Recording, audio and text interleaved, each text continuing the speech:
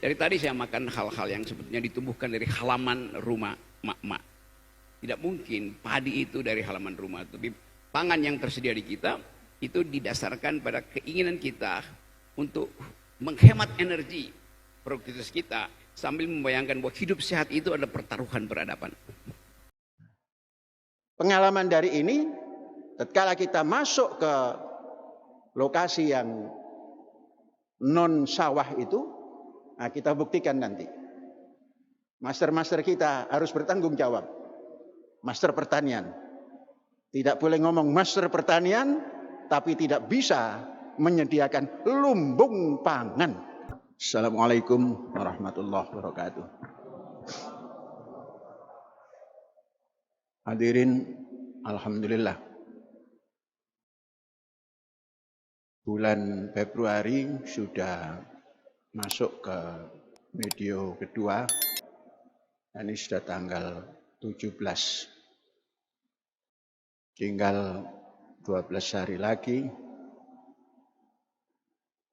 Februari habis. Dalam tahun 23 ini kita mendapatkan informasi kegagalan daripada usaha membuat lumbung pangan Indonesia. Bertriliun-triliun rupiah digelontorkan untuk membuka lahan. Entah itu hutan, entah itu lahan gambut di berbagai pulau. Di Irian Jaya yang berada di paling timur Merauke, pada menjelang merdeka dulu, Belanda telah mempersiapkan, belum digarap secara sempurna, kemudian ditinggalkan karena terjadi kemerdekaan daripada Republik kita, tanah air Indonesia. Kemudian diulang kembali pada tahun-tahun belakangan ini, ribuan hektar, namun terbengkelai. Kalau 1000 umpamanya, kemudian yang tergarap itu 100, itu masih lumayan. Tapi puluh-puluh ribu, hampir semuanya terkendala. Kemudian di Kalimantan, kemudian di Sumatera, demikian juga. Saya menelaah bahwa kegagalan itu karena konsepnya sama sekali tidak melibatkan pelaku pertanian, yakni petani. Jadi waktu pembukaan lahan, petani tidak mengerti bagaimana membukanya. Waktu pencetakan sawah, petani juga tidak memahami. Kemudian setelah sawah jadi, petani diajak untuk menggarap, dikasih modal, dikasih bibit, kemudian ditinggal. Maka terjadi kegagalan di mana-mana. Di Sumatera gagal, Kalimantan gagal, Irian gagal. Sekali lagi, kalau 1000 kemudian hasil 100 bisa digarap oleh petani dengan baik, mungkin gagalnya tidak total. Tapi ini ratusan ribu, tidak sampai 1000 yang bisa digarap dengan baik. Nah, ini tidak kita pahami cara yang seperti itu. Sedangkan modal yang dikeluarkan, digelontorkan atas nama food estate, Itu luar biasa besarnya. Andainya itu Syekh yang melakukan, saya yakin kalaulah tidak 100%, 90% itu bisa jalan karena semuanya dijamin. Nah, saudara-saudara, dalam hal ini Syekh ingin memberi koreksi tapi secara nyata. Direct koreksi tapi dengan hal, dengan perbuatan. Maka tatkala kita masuk ke Halmahera, di suatu tempat Halmahera Barat yang tidak ada satu bidang sawah pun yang dicetak dan yang dikerjakan dengan baik. Nah, saya mau memberi koreksi itu di sana, di tempat yang tidak ada sawah. Di sana ada sawah ratusan hektar, konon sudah dibuka pada entah tahun berapa gitu. Tapi nggak bisa dijalankan karena antara air yang masuk untuk mengairi sawah dengan tatkala ada air besar yang datang dari hujan, tidak ada jalan keluar. Maka sepanjang tahun lahan yang konon dicetak itu sama sekali tidak berfungsi yang berarti. Nah, saya mau memberikan koreksi atau kritik Ebawen. Kritik Ebawen itu kritik membangun. Nah, di tempat sana ada lahan yang awalnya disiapkan untuk transmigrasi. Berjalanlah gelombang pertama transmigrasi, yang kedua disediakan 300 hektar, namun tidak berjalan lagi transmigrasi. Saya mohonkan di situ 100 hektar minimal untuk percontohan sebagai kritik Ebawen. Kritik membangun. Gimana nanti? Tentunya sistem modern tidak kita tinggalkan. Tapi sistem tradisional pun kita gabungkan.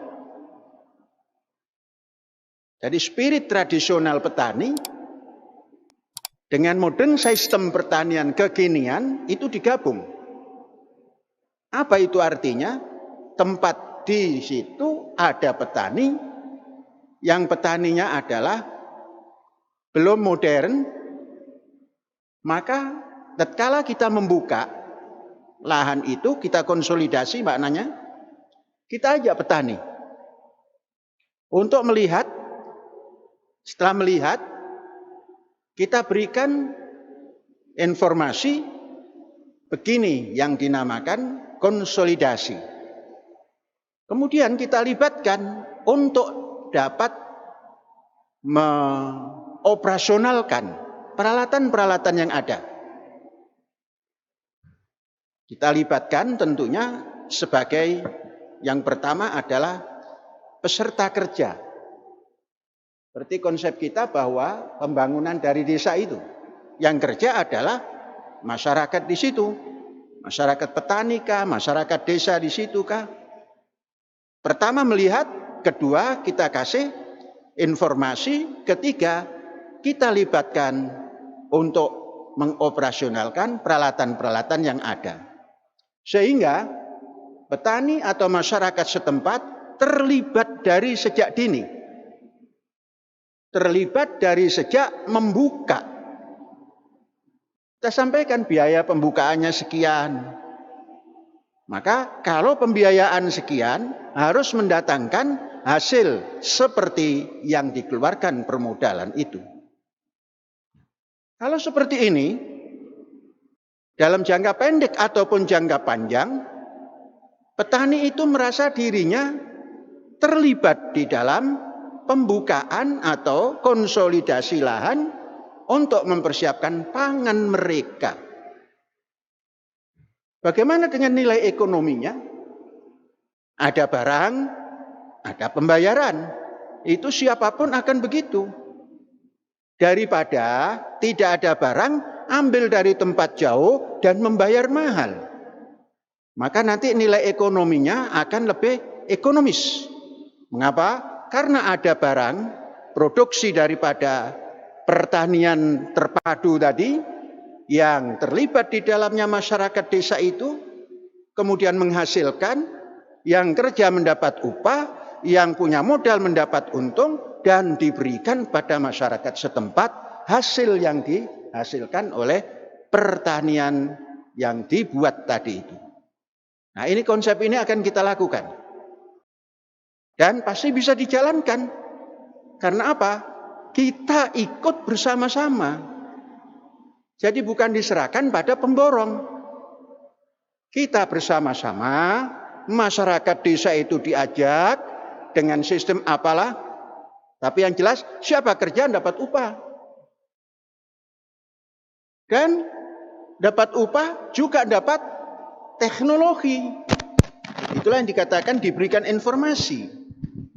Nah, informasi yang diberikan itu adalah pengetahuan baru. Sehingga semangat petani tradisional disimpan baik-baik, dikembangkan baik-baik, modern system dikenalkan pada spirit tinggi tadi itu. Traditional system dengan paduan modern system. Itulah yang namanya tradisional kontemporer, dipadukan secara adil dan manusiawi. Bagaimana disatukan? Petani terlibat, masyarakat desa terlibat, mendapatkan upah, itu adil. Manusiawi, setelah itu diajak bersama. Entah itu kemitraan, apa namanya yang istilah itu apa? Istilah plasma dan inti plasma. Apalah istilahnya? Istilah tidak penting. Yang penting petani dan masyarakat desa itu ikut masuk dalam proyek pembukaan atau konsolidasi lahan untuk pertanian pangan itu. Apapun nanti namanya, tidak terlalu muluk. Kita punya bahasa lumbung pangan. Lah ya mbok jangan di Inggris-Inggriskan, orang nggak ngerti. Nah, apa itu? Food estate. Belum tentu benar itu, food estate kok lumbung pangan itu. Belum tentu benar. Ya lumbung pangan saja. Apa? Lumbung pangan itu tradisi. Tradisi bangsa. Kalau food estate nggak tahu. Kalau lumbung itu artinya satu tempat yang terjaga rapi, baik dari penyakit maupun dari hama. Diisilah pangan. Pangan yang tentunya bukan pangan yang siap saji, tapi simpanan pangan untuk ke depan. Tatkala musim paceklik bisa digunakan. Itu namanya lumbung pangan. Saudara-saudara, kita bisa menghitung kalau tempat yang kita tempati itu nanti namanya Halmahera Barat, penduduknya 143.000 sampai 146.000. Coba dihitung. 120 kilo. Satu orang, satu tahun. Kali 143.000. Berapa itu kilogramnya? Dibagi 1.000. Berapa ton itu? Tidak banyak kan? Coba berapa itu? Kalkulatornya cepat. Berapa? 17.160 ton. 17.160 ton. Mari kita hitung. Itu sedikit sekali keperluannya. Keperluan lahannya itu sedikit sekali. Andainya yang 100 ini dijadikan dalam tempo yang sesingkat-singkatnya, artinya dalam kuartal kedua itu tempat sudah bisa menghasilkan. Ketiganya sudah bisa menghasilkan. Kalau lahan bukaan baru itu biasanya subur. Kita ambil saja 5 ton. 5 ton kali 100. 500 ton. 500 ton dibagi kali 1000. 5 kali 1000. 500 kali 1000. 500.000 dibagi 120. Berapa? Sudah 4.166 kepala yang bisa makan. Prosentasikan dibagi 143.000 kali 100. Dibagi 143.000 kali 100. 2,9%. Wujud yang namanya lumbung pangan itu wujud. Membuka 100 jadi 100 menghasilkan. Membuka ribu-ribu juta hektar yang jadi hanya 100. Itu sama gagal total. Kegedean bondo. Nah, tentunya karena kegedean bondo ini ada unsur yang tidak bisa dipertanggungjawabkan.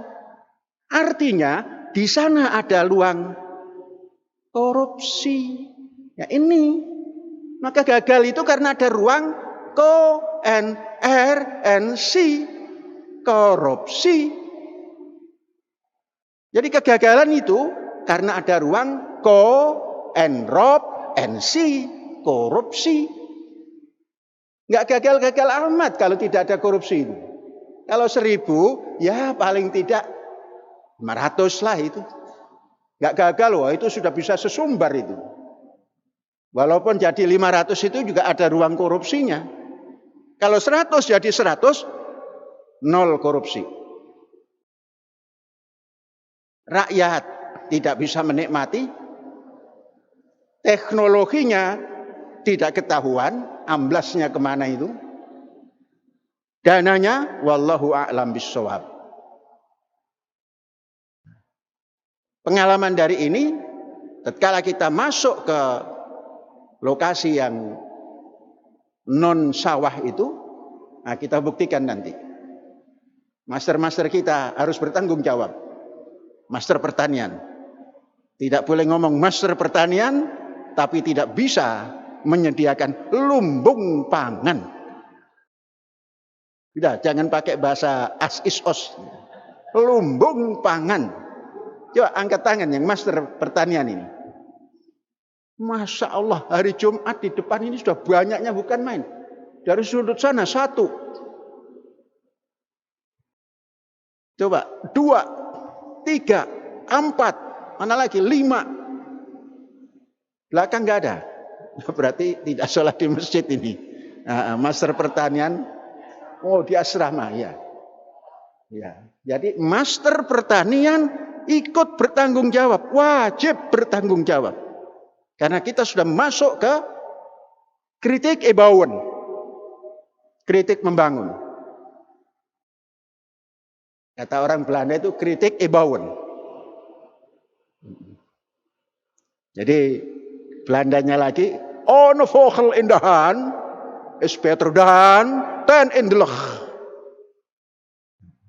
Kemampuan 1 di tangan jauh lebih baik daripada 10 yang di awang-awang. Ini sedikit tapi in the hand, di tangan. On vogel in the hand is better than 10 in the leg. Leg itu langit. Kalau tidak percaya bahwa itu bahasa Belanda, tanya orang Belanda gitu. Dulu saya senangnya karena ada leg gitu. On vogel in the leg. Hafal. Itu peribahasa saya dari orang Irian dulu. Ya, sekian saja.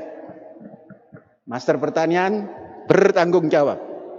Tatkala diperintahkan jalan ke Al-Mahirah. Jalan, jangan bertanya, naik apa Syekh? Kalau perlu jalan kaki. Ini kritik Ebawan itu harus begitu. Alhamdulillahirabbil alamin. Merdeka.